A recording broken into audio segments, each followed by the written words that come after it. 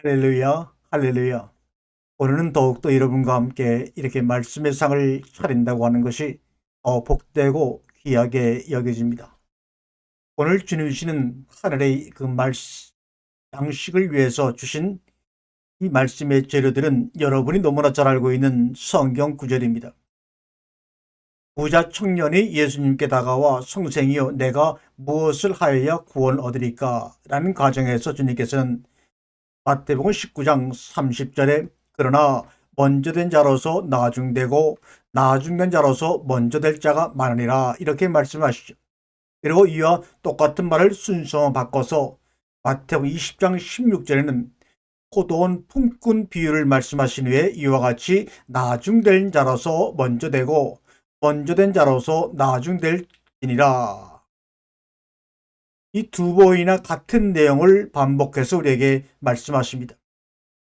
그러면 이 같은 19장과 20절 포도원 품꾼 비유와 부자 청년의 그 비유, 이 두 가지 사이에서 두 번이나 같은 말을 반복하시는 예수님의 의도는 어디에 있는가? 이 말씀을 통하여 우리에게 주시고자 하는 하나님의 양식은 무엇인가? 우리가 한번 생각을 해봐야 될 줄로 압니다. 먼저 여기서 말하는 것은 먼저 된 자가 나중된다 이렇게 말씀을 하니까 나중된 자가 먼저 된다 이렇게 이야기를 하시니까 이것을 시간의 문제, 앞뒤의 문제로 얘기를 하고 이 오해를 하는 경우가 많이 있습니다. 이것은 우리가 말하는 시간의 순서의 개념이 아닙니다. 나는 모태로부터 예수를 믿었으니 나는 이렇게 늙음악하게 예수를 믿었으니 이런 시간의 차이, 믿음을 갖게 된 시간의 차이를 이야기하는 것이 아니고 더군다나 나중된 자가 복을 받는다고 하는 이런 이야기도 아니고 먼저 된 자의 축복, 은혜를 말씀하시고자 이렇게 요로 두 비유 사이에 이 말씀을 이야기하고 계신 것입니다. 나중된 자가 먼저 되고 먼저 된 자가 나중된다고 하는 것은 순서가 바뀐다는 것이 아니라 먼저 된 자의 축복과 은혜를 우리에게 알려주시기 위한 예수님의 말씀의 방법이지요. 우리가 동양이나 서양에서 철학자들이 처음으로 이 땅에 철학자라고 하는 필로소피라고 하는 지혜를 사랑하는 사람들의 이름으로 출연한 시기는 보니까 신기하게도 성경 신구약 중간기, 구약이 끝나고 신약에서 예수 그리스도가 태어나시기 전 그 신구약 중간기에 거의 다 비슷한 시기에 이 지구상에서 활약을 했다는 것입니다. 그 당시는 동양이 있는지도 알지 못했던 그런 시기인데도 서양과 동양에서 동시에 이런 철학자들이 나왔습니다. 서양에서는 밀레토스, 지금 터키 근방에 있는 밀레토스 학파를 중심으로 하여 탈레스라는 철학자가 처음으로 철학을 사랑하는 사람이라는 마음으로 철학을 시작해서 그를 철학자 아버지라고도 얘기하죠. 또 동양에서는 공자와 노자와 이런 사람들이 또 많은 사상을 가지고 사람들에게 이야기를 하고 설득시켜 나갑니다. 그런데 이 지혜를 사랑하는 사람들이라고 하는 이 철학자라고 하는 말의 뜻은, 철학자는 그럼 누구냐? 지혜를 사랑하는 사람이 철학자라 그러면 철학자의 특징을 한마디로 말하면 무엇이냐? 뭔가 인생의 해답을 잘 알고 있거나 내가 누구인지를 깨달은 사람을 철학자라고 하지 않습니다. 철학자는 질문을 하는 사람들입니다. 인생에 대하여, 우주에 대하여, 삶에 대하여 끔찍끔찍한 질문을 던지는 사람들을 그 시대마다 그들을 철학자, 소크라테스, 플라톤, 아리스토텔레스, 또 탈레스, 다양한 사람들이 있죠. 철학자들이 지혜롭다고 하는 이유는, 지혜를 사랑하는 사람들이라고 우리가 말하는 이유는 그들이 멋진 답, 정확한 답을 내기 때문이 아니라 질문을 잘하는 사람들이었기 때문입니다. 구약의 말라기가 끝나고 예수 그리스도가 이 땅에 태어나기 전까지 철학자들은 바로 그 시기에 사람들로 하여금 질문을 잘하도록 훈련을 시키는 역할을 띠고 태어난 사람들이 바로 철학자라고 하는 사람들입니다. 이 땅에 예수 그리스도가 육신의 몸을 입고 이 땅에 오시게 되면 그분을 향하여 질문을 잘하도록 훈련을 시키는 성생들입니다. 또 예수님도 이 땅에 오셔서 우리에게 보여주시는 것은 우리에게 이것이다라고 뭐 한 가지를 꼭 집어서 답을 주시는 것이 아니라 우리의 아버지 되시는 그분을 직면하고 만나서 내가 누구인지를 알도록 하기 위해서 우리에게 끊임없이 질문을 던지는데, 그 당시에 종교인들이었던 유대의 바리새인이나 제사장들이나 이 숱한 무리들은 주님의 질문을 감당하지 못하고 있던 사람들입니다.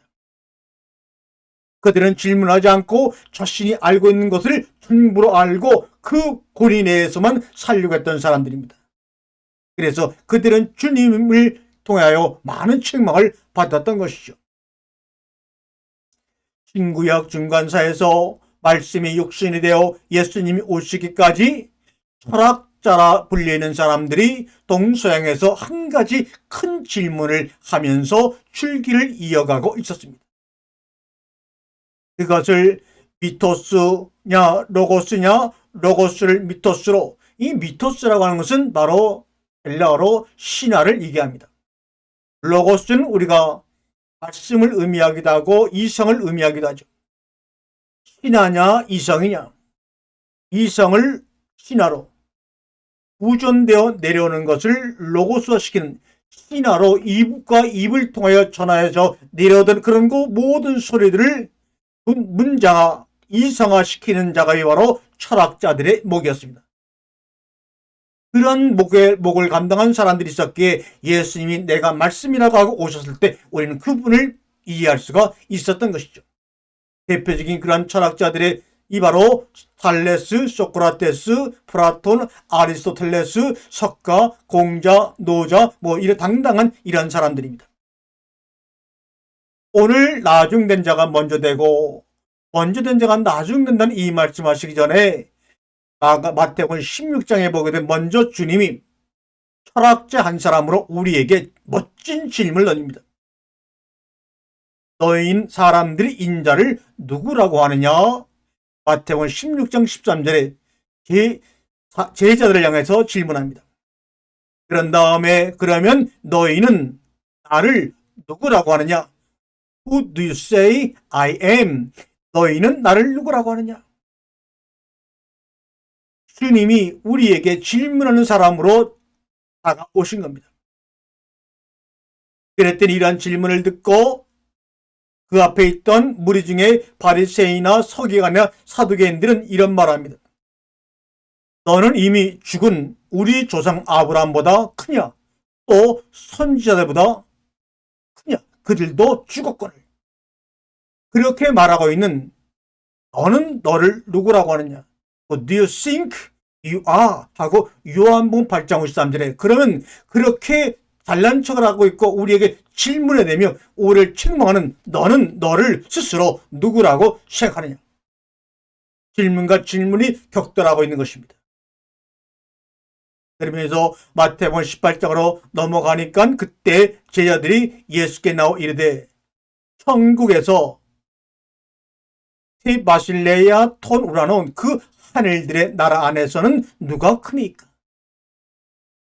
주님이 그들에게 끊임없이 질문을 던졌더니 그들도 주님에게 질문을 합니다. 그런데 그 질문이 참으로 예수님의 제자라고 하기에는 아주 우문적인, 아주 이상한 질문을 던지죠. 그 마실레야 톤 우라노온 그 하늘들의 나라 안에서는 누가 큽니까?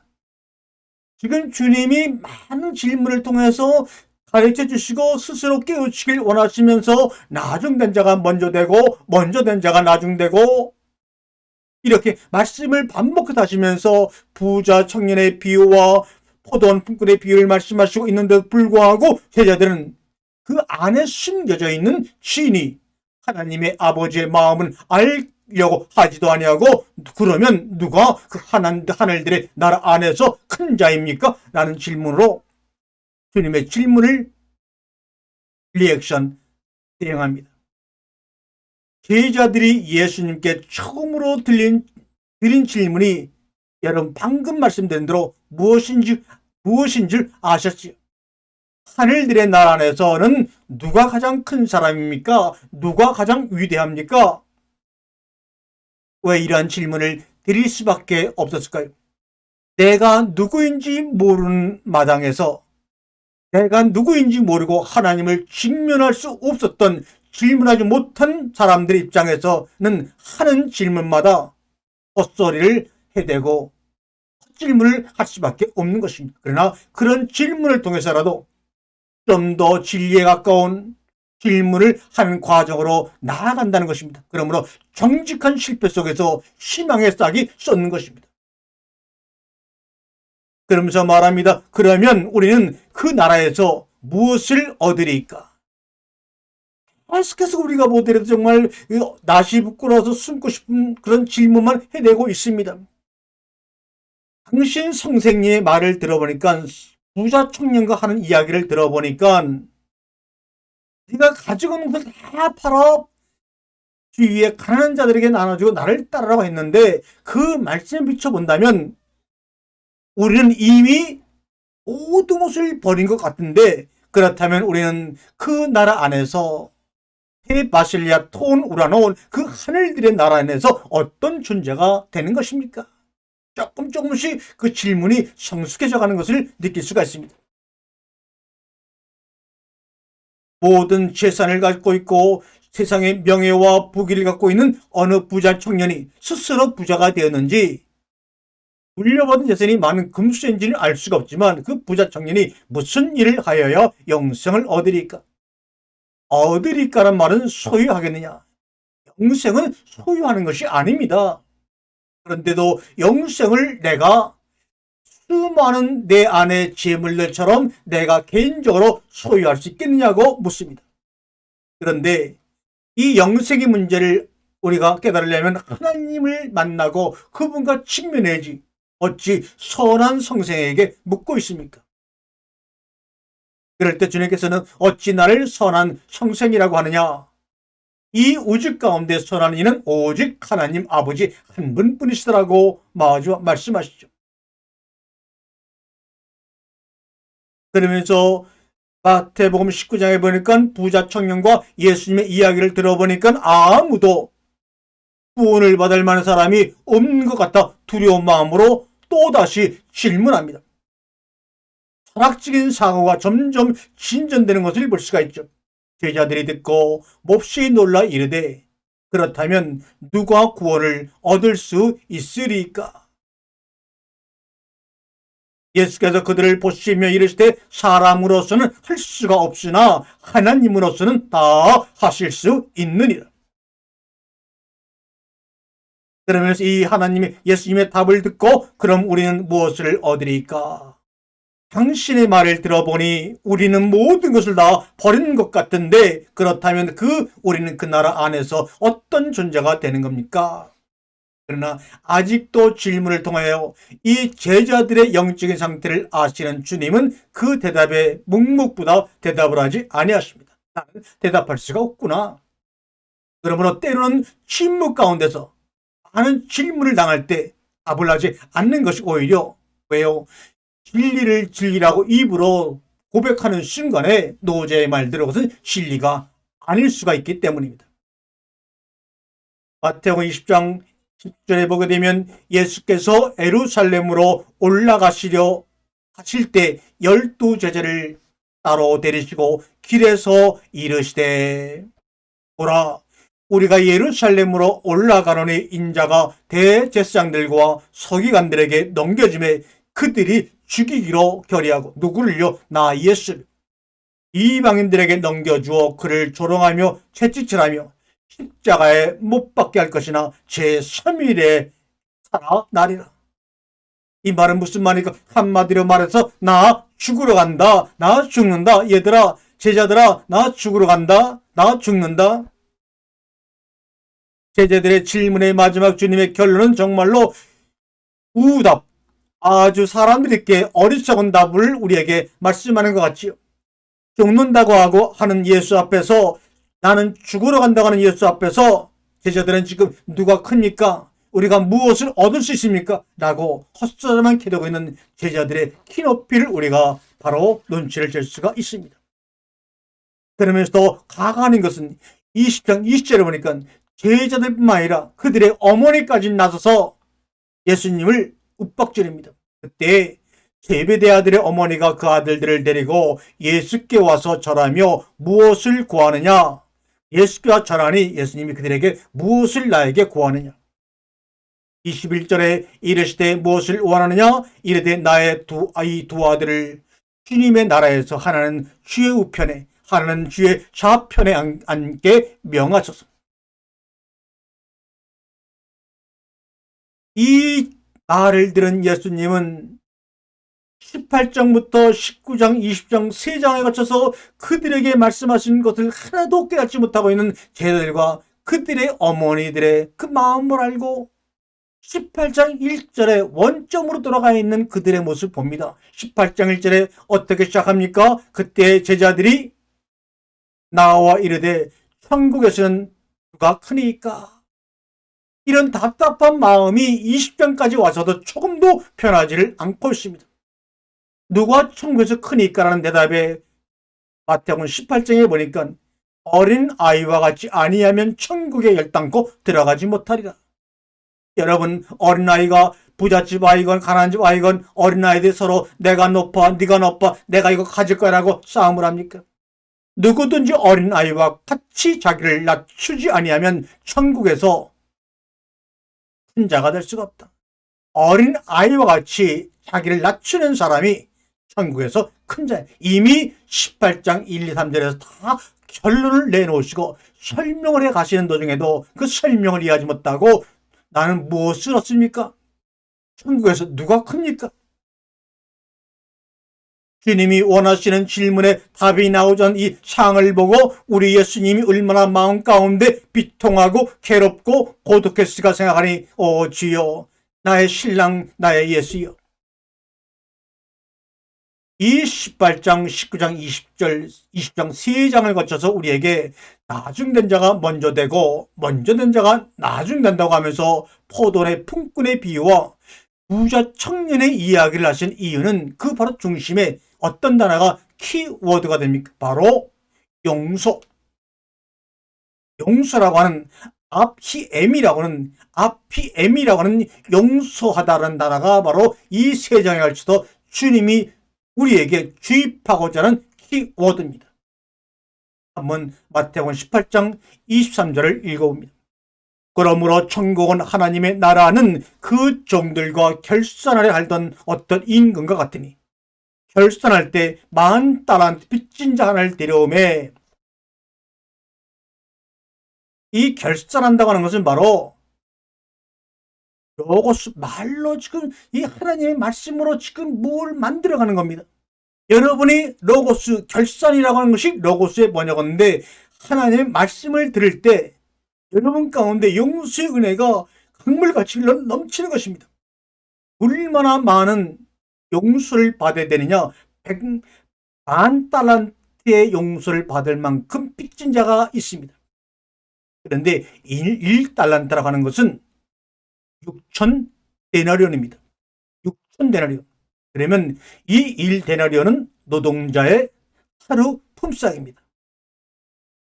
그러면 1달란트는 노동자들이 한 푼도 쓰지 않고 16년 동안 모아야 1달란트를 모을 수가 있는 엄청난 돈인데 그것에 10,000배가 되는 10,000달란트 빚을 진 사람이 주인 앞에 나옵니다. 이 10,000달란트라는 것은 노동자 한 사람이 16만 년 동안 한 푼도 쓰지 않고 모아야 겨우 모을 수 있는 돈입니다. 16만 년은 인간이 우리 입장에서 볼 때는 불가능한 기간이고 불가능한 시간이고 불가능한 수치입니다. 다시 말하면 10,000달란트의 빚을 졌다는 것은 결산할 수 없고 용서받을 수 없는 불가능한 사람을 지금 주인 앞에 데려온 겁니다. 인간의 노동력은 아무리 인간의 수명이 80이 됐다고 하더라도 50년을 결코 넘을 수가 없습니다. 그런데 그렇게 10,000달란트의 빚을 용서받은 이 사인이 길을 가다가 자기에게 100일 동안의 품삯밖에 되지 않는 100데나리온의 빚을 진 사람을 붙잡아 옥에 가두는 사건이 일어나지요. 그래서 그 사건이 결국은 그 10,000달란트 빚을 용서한 주인의 귀에도 들어갑니다. 다시 말하면 16만 년 대 100일의 싸움이 일어난 겁니다. 16만 년 동안 모아야 빚을 갚을 수 있는 은혜를 받은 자와 겨우 100일의 빚을 진 사람이 과의 두 개의 충돌 속에서 16만 년, 10,000달러의 빚을 진 자를 바로 주님은 먼저 된 자, 프로토이라고 말하고, 100달러, 100데나리온을 빚진 자를 바로 에스카토이, 나중된 자라고 성경은 헬라어 원문에서 말씀하고 있는 겁니다. 다시 말하면 10,000달란트 16만 년 동안에 정말 큰 기간 동안에 모아야 갚을 수 있는 그런 사람을 먼저 된 자, 프로이토라고. 100데나리온의 빚을 진 사람을 100일 동안에 돈을 모아야 갚을 수 있는 사람을 나중된 자, 에스카토이라고 표현하면서 나중된 자와 먼저 된 자를 이야기하고 있는 것이지, 먼저 예수 믿은 자, 나중에 예수 믿은 자, 먼저 정말 예수 믿었지만 나중에 믿는 그 사람이 열심히 뒤처진 사람, 이런 얘기가 아닙니다. 결산하다고 하는 것은 주님의 말씀이 우리의 심령 가운데 흘러 넘치게 되면 우리의 영혼 속에 갇혀있던 모든 구석으로부터 우리는 해방이 되는 것입니다. 해방을 바로 우리나라 말로 용서하다는 말입니다. 용서하다는 말은 헬라어로 탕감받다는 말이 됩니다. 아피에미, 이런 말입니다. 그런데 아피페미를 용서하다는 말로 번역을 고정적으로 해버렸기 때문에 이 안에 들어가 있는 먼저 된 자와 나중된 자의 비유를 우리가 온전히 받아들이고 깨닫지를 못한 겁니다. 이 용서하다, 탕감하다는 이 아피엠이라는 단어는 아포라는 단어와 에임이라는 단어가 합쳐져서 만들어진 합성어입니다. 아포는 무엇으로부터, 에이미는 우리가 말한 비동사입니다. 무엇이다. 모세에게 나는 스스로 있는 자일 때 바로 스스로라는 말이 바로 비동사입니다. 그러니까 이 용서하다는 말은 굉장히 강조 형태인데 울부짖다, 곁에 두다, 포기하다, 때로는 용서하는 뜻을 가지고 있는 다양한 뜻으로 성경에서 번역이 되었습니다. 우리가 죄라고 하는 히브리 헬라어 하마레티아가 관역이 벗어난 것, 관역을 마치지 못하고 다른 곳을 마친 것을 죄라고 한다면, 이 용서하다는 말은 그 잘못 관역을 마친 그 화살이 제대로 관역을 마치는 것이 회개고, 그 회개의 결과가 바로 뭐냐? 곁에 함께 있는 것입니다. 강한 교제와 소통과 하나됨을 강조하는 단어가 바로 아피엠이라고 하는 용서하다, 탕감받다는 뜻으로 번역된 그런 아피엠이라는 단어가 바로 강한 교제와 소통과 하나됨을 강조하는 겁니다. 여기서 10,000달란트를 정말 용서받은 종과 주인이 그 10,000달란트라는 것을 통해서 오히려 더욱더 강한 교제와 소통과 하나됨을 강조하기 위해서 10,000달란트 빚진 자를 내가 데려오라. 너와 나의 하나됨은, 너와 나의 소통은 10,000달란트 16만 년 동안 큰 푼도 쓰지 않고 모을 수 있는 그 긴 세월 동안의 노력을 통해서 하나 될 수 있을 것만큼 불가능한 가운데서 가능함으로 이루어진 우리의 관계야 라는 것을 이야기하기 위해서 용서하다는 말이 이렇게 18장, 19장, 20절에 쓰고 있는 겁니다. 마태복음 19장 3절에 그러나 먼저 된 자라서 나중되고, 이 나중되고라는 말이 바로 뭡니까? 에임이라는 말입니다. 에스카토이 에임이 나중된 자라서 먼저 되고, 또 같은 말이 마태 20장 16절에는 이와 같이 나중된 자라서 먼저 되고 먼저 된 자라서 나중되리라. 그런데 부른 자는 많은데 내 마음에 드는 자, 선택받은 자는 적구나 말합니다. 그것은 시간의 문제가 아닙니다. 모태에서 믿었느냐, 주일학 때 믿었느냐, 아니면 십자가 오른쪽에 달린 그 강도처럼 죽기 순간에 믿었느냐, 이런 것을 이야기하는 것이 아니에요. 여기서 먼저 된 자, 프로토이라는 단어를 우리가 히브리어 성경으로 읽어보게 되면 이 먼저 된 자라고 하는, 마태복음에 먼저 된 자라는 말을 히브리어에서는 리손이라는 히브리어 단어를 씁니다. 이 리손이라는 단어는 바로 창세기 1장 1절에 베레시티 바라 엘로힘, 태초에 하나님이 천지를 창조하시라고 할 때 이 태초에라는 베레시트라는 단어와 같은 단어들입니다. 같은 어건드리고 같은 유형에서 만들어진다는 겁니다. 그러므로 이 디시전이라는 것은 시작, 시초란 말입니다. 이 디시전이라는 말이 바로 레시티와 같은, 로시라고 하는 근원, 머리라고 하는 단어에서 나온 같은 동요를 가지고 있는 단어들입니다. 그러므로 여기서 먼저 된 자라고 하는 것은 뭡니까? 레시트, 베레시트 in the beginning, 시간 안에서, 태초 안에서 라는 말입니다. 그러므로 먼저 된 자가 나중되고 나중된 자가 먼저 된다고 하는 이 말은 예수님이 신앙생활하고 종교생활을 해서 먼저 되고 나중된 믿음과 시간을 이야기하는 것이 아니라 이미 창세기 1장 1절의 이야기를 우리에게 풀어서 설명하고 있는 것입니다. 고로 나중된 자가 먼저 되고 먼저 된 자가 나중된다고 하는 이 주님의 반복된 이 말씀은 지금 저의 하나님과 인류와의 나와의 관계를 말씀하고 계시는 엄청난 사건의 이야기입니다. 이것을 지금 주님은 앞히엠이라고 하는 정말 용서하는 단어와 품꾼이라는 두 가지 비유를 들어서 설명하고 계신 것을 우리는 알아먹지 못하고 있으니 예수님이 얼마나 답답해하겠습니까? 이 포도원의 비유와 부자 청년의 비유에서 공통으로 등장하고 있는 것이 바로 머니, 돈, 데나리온입니다. 포도원 품꾼에 비해서 품꾼이란 단어, 엘가테스라는 품꾼, 엘가테스라는 말이 4번 사용됩니다. 그러다가 아침 7시부터 나와서 10시간 넘게 열심히 일했던 그 품꾼들이 그 주인이 똑같이 돈을 나눠주는 것을 보고 원망할 때 그 원망하는 그들을 향하여 주님은 엘가테스, 품꾼이라는 단어를 쓰지 않고 뭐라고 그러시느냐? 헤타이러스, 친구여. 주님은 7시에 들어와서 늦은 시간까지 포도원에 일을 한 그들을 한 번도 품꾼으로 부르지 아니하시고 마음에 생각조차 아니하시고 늘 처음부터 헤타이러스, 친구여 라고 부르고 계셨다는 것을 이 문장에서 알 수가 있어요. 여기서 친구라고 번역된 헤타이오스는 사실 같은 문중의 사람인 패밀리, 식구들을 말할 때 쓰이는 단어입니다.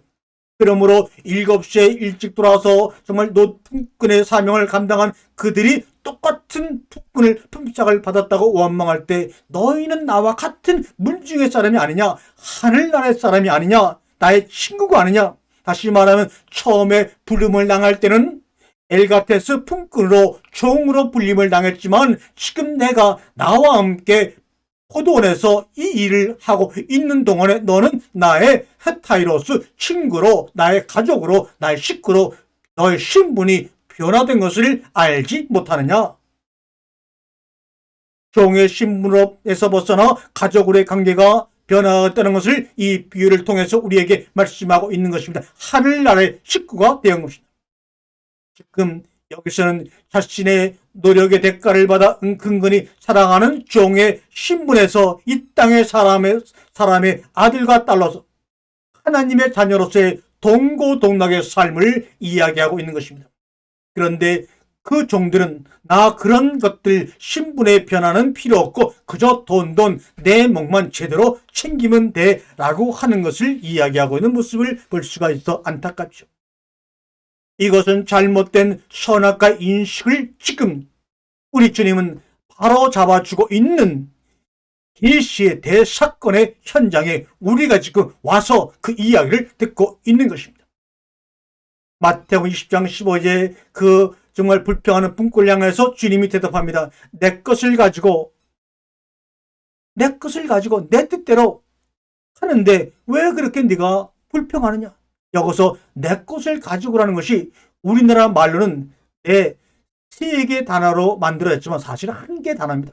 바로 셸리, 조용히, 평안하게, 통통하게, 은밀히 이런 셸리라는 단어를 내 것을 가지고라고 번역을 했으니 알 리가 없죠. 그 다음에 내 뜻대로 이것도 1개의 히브리어 단어를 내 뜻대로 번역해 놨습니다. 나쪼 이건 기쁨, 은총, 기쁘게 여기다, 누리다, 연합하다는 말입니다. 그러므로 내가 정말 평안을 위해서, 형통을 위해서 조용히 아무도 모르게 정말 너희와 연합하기 원하고 너희와 누리기 원하고, 그래서 너희 속에 내 속에 기쁨이 충만하도록 하려고 하는데 내가 못할 것 같으냐? 할 것이 아니냐?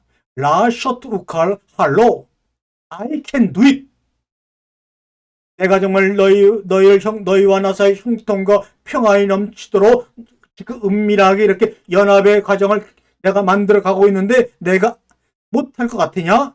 야샤, 아살, 아콜로. 이렇게 지금 주님이 말씀하고 있는 것을 우리 개혁성에서 내 것을 가지고 내 뜻대로 할 것이 아니냐? 이렇게 길게 번역하는 바람에 원래 그 안에 있는 뜻을 또 쳐버리고 말았어요. 쉘리, 라쪼, 라셔트 우칼 할로, 이런 말입니다.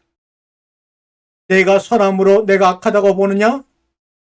우프다모스, 슈퍼네로스, 에센호티, 에고 아가토스, 에미라고 말씀하시는 거예요. 결론을 내볼까요? 나와 이른 아침부터 포도원에서 함께하는 신나는 삶을 살았더라면 친구요 헤타이로스, 그렇지 못한 저들에게 주는 품삯을 너와 같이 주었다고 왜 그리 불평을 하느냐? 불만하느냐? 너희가 나와 함께 누리고 연합하는 것들, 종의 신분에서 가족의 신분으로 신분에 변화된 것을 깨닫지 못하니 그저 불평과 화가 나는 거 아니냐? 그것을 원하지 않고 먼저 눈에 보이는 돈만을 내가 집중하고 그것만을 원하려고 하니 그런 것 아니냐?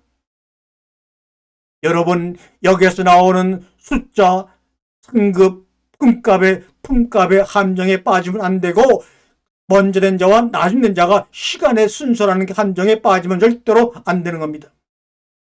다시 말하면 영원하신 하나님이 그들을 종의 신분에서 하나님의 자녀의 신분으로 바꾸어서 은밀하고 조용하게 평안을 누리며 함께하는 삶을 살게끔 주님의 그 능력으로 지금 이것을 이루어가는데,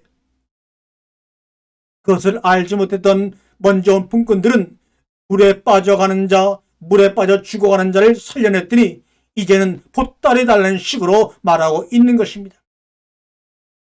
그런데도 그들은 그 예수님의 말씀에 귀를 기울여 깨닫지 못하고 라삐요 헛소리 마세요. 우리가 이 땅에 사는 동안에 우리에게 정작 필요한 것은 그런 것들이 신분의 변화가 아니에요. 그건 죽은 다음의 이야기잖아요. 지금 문제는 오늘 이 삶의 고단함이에요. 문제는 돈이고 명예고 힘입니다. 그래서 누가 크냐로 시작하여 좌우에 안치소로 마치는 무지한 민중들의 모습을 지금 주님은 우리에게 말씀하고 있어요. 그 중간에 먼저 된 자가 나중되고 나중된 자가 먼저 된다는 말씀을 2번씩이나 반복해 말씀하시면서, 그래서 자신의 십자가의 고난과 죽으심을 말씀하시는 우리 예수님의 그 마음을 생각하니 너무나 마음이 아려서 더 이상 말씀을 드릴 수 없을 것 같은 고통 속에 빠져버리고 맙니다. 먼저 되고 나중되는 이야기는 예수의 죽음으로서 완성되어지는 하나님의 나라를 이야기하고 계신 겁니다.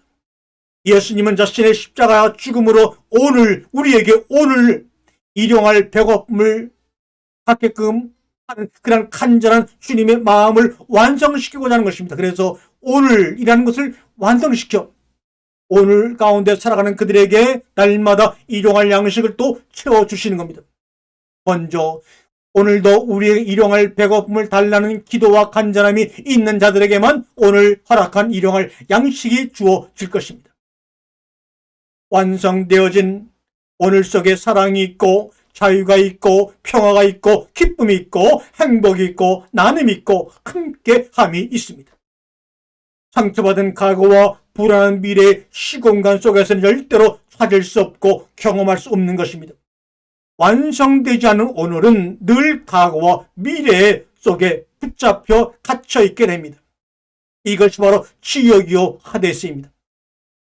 십자가의 사랑으로 완성되어진 오늘이 하나님의 나라요 천국입니다. 얘들아 나의 친구들이여, 헤타이로스여, 내 섬김을 받아다오. 죽음으로 살아나 섬기는 그 섬김을 받는 자가 하늘나라에서 가장 큰 자야.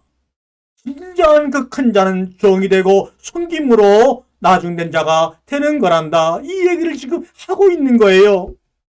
이 기쁨, 이 환희, 이 행복을 누리기를 원하고 계시는 우리 주님. 너에게 바라는 것은 바로 이것뿐이야. 이것이 바로 하나님이 말씀하시는 성각의 나무의 이야기의 본질입니다. 이 미토스의 이야기가, 이 신화의 이야기가, 입으로 구전되어 내려온 이 이야기가 주님을 통해 이 몸된 예수 그리스도를 통해 당신에게 로고스로 심어지기를 원하시는 겁니다. 그래서 요한복음 1장부터 예수님이 말씀이라고 하셨고, 그 말씀이란 분이 육신을 입고 오셔서 죽음으로 살아나 숨기는 자로 우리 가운데 계시다고 하는 것을 우리에게 이야기하고 있는 것입니다. 오늘도 이 말씀을 마치는 가운데 우리 그 예수님은 저에게 말씀하래요. 너 한구나. 너는 주님이 종으로 섬기시는 그 하나님 아버지의 섬김을 누구보다도 많이 풍성히 받고 누리는 삶을 살았으니 그 나라에서 주는 그 상급 나중된 자에게 먼저 누리도록 하는 것이 어떻겠느냐. 아멘. 주님 그리하옵소서.